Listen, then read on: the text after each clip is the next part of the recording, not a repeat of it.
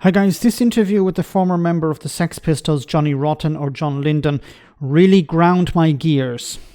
So I want to share with you two parts where the former punk complained about immigration and the European Union. Now, Andrew Marr here rightly brought up the point that Johnny's family were originally from Ireland and they were allowed to settle in Britain and improve their lives, something Rotten now has a problem with. I believe the former punk was speaking from his new home in America. Then he attacked the EU, he's a backer of Brexit of course, which he blamed for running down towns and cities in England. Have a listen to this tripe. Britain today is so catastrophically disappointing. A lot of this tour that I'm doing will be in seaside towns. And I mean, they really indicate how run down Britain has become. Those used to be fantastic places when I was a kid. Mum and Dad would drag us off there for what felt like hours in a traffic jam. But it was absolutely great. It was working class people throwing sand at each other. Yeah. Excellent. And the environment was economically thriving, I suppose, in the seaside towns. Everybody wanted a kiss me quick hat. It was vibrant. And it's not like so vibrant now, is it? No, it seems to be full of what they term prospective immigrants, which are really like illegals. My goodness. Okay. So the towns used to be vibrant. They used to be doing pretty well economically.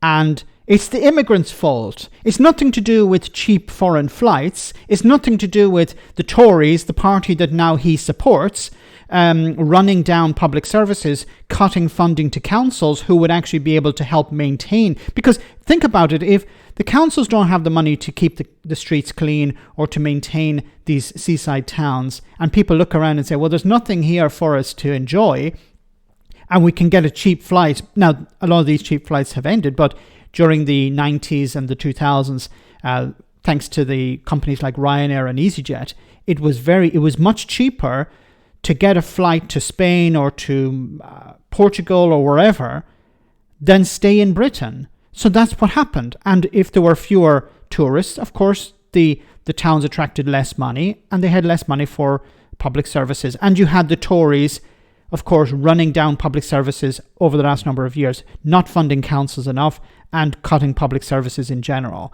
But no, it's not their fault. It's nothing to do with cheap flights. It's all the fault of immigrants. Not being cared for properly, but then shouldn't have been accepted in such vast numbers because it's created a real animosity in communities. The division, when you import so many people with a completely different point of view, they're not going to adapt to yours. They're going to stay and bring the problems that they allegedly escaping from with them. John, what is the difference? Because after all, if I can put it this way, we imported the Lydons. We imported your lot from Ireland as well. You were part of, the Irish migrant group in North London. Yes, and the first thing my mum and dad ever would tell me when I was very young is, you're British now, be British and be proud of it. Yeah. What does that mean? Well said, Andrew Marr, bringing up that, your family, when did your family decide to return to Ireland? Did they return to Ireland? No, they didn't. They came to Ireland because Ireland at the time was in dire straits and they made a successful life for themselves in Britain. Why do you have a problem with that? Why do you have a problem? Look, we know that the vast majority of people who arrive in Britain are there to improve their lives. They work in the public service. They work in the NHS. They work in a number of sectors. If there are no jobs, then they won't come. So they're coming to do work, mostly work that British people can't do or won't do. It was the same in the 1950s when a huge number of Irish people went to Britain. They worked on building sites. Now, did they bring problems with them? Yes, let's be honest about that.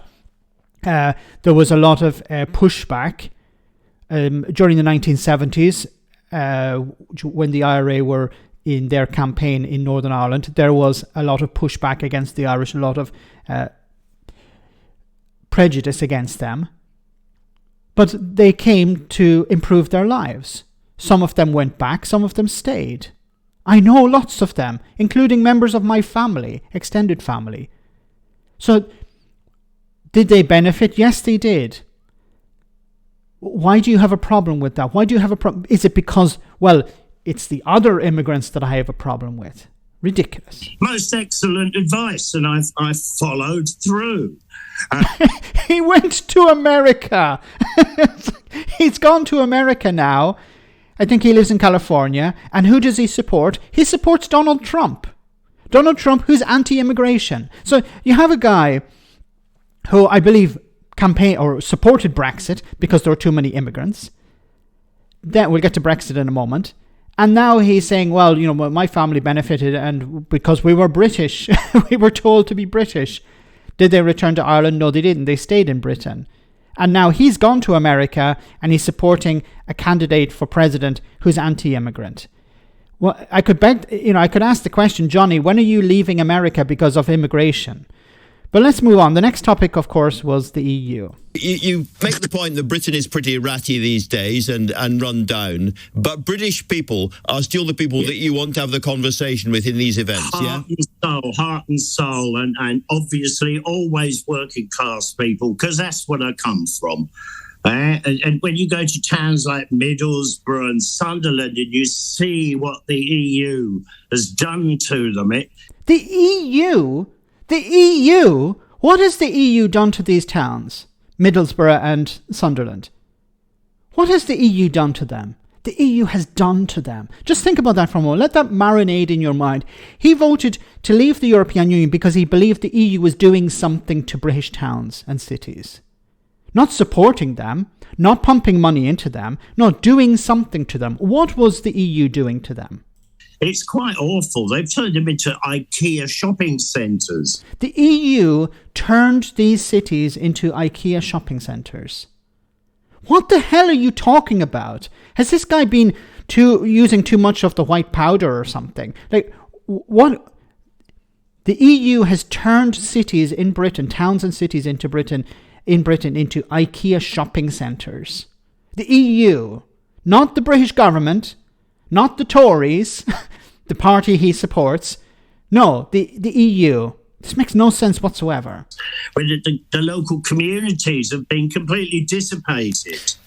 I don't want to get too much into the politics of all of this, John, but I can remember you were a big Brexit supporter at the time. You said the working classes have voted for it. I'm a member of the working classes. I'm with them. And you supported Nigel Farage. I didn't understand it at the time, and I'll tell you, I still don't. Well, I was going to ask if you're a bit disappointed by the result, because we haven't had the kind of revival that you might have hoped for at the time of the Brexit vote. Oh, I didn't think there'd be a revival, just away from the officious nature and nastiness of Brussels. Okay, so I didn't vote to improve things because I'm okay, because I don't know, I presume he's a millionaire. So it's like, I didn't vote to improve things for other people. It was, I voted to leave because I didn't like Brussels. That's it. Yeah, this working class guy who's a supporter of the Conservative Party. My goodness, you know, I voted because I didn't like Brussels. Yeah, it was about taking back control, about democracy. We heard before about immigration. You know, once again, I keep saying, scratch the surface and you'll find the racist. You know, they'll talk about how it was about democracy. It was about, having our parliament in charge, our voting for people that we put into positions of power and not these unelected bureaucrats. Rishi Sunak. I'll just drop that name. You know, but if you scratch the surface, if you ask enough questions, it always comes back to the same bloody topic, immigration. I don't like foreigners, even though my family were foreigners.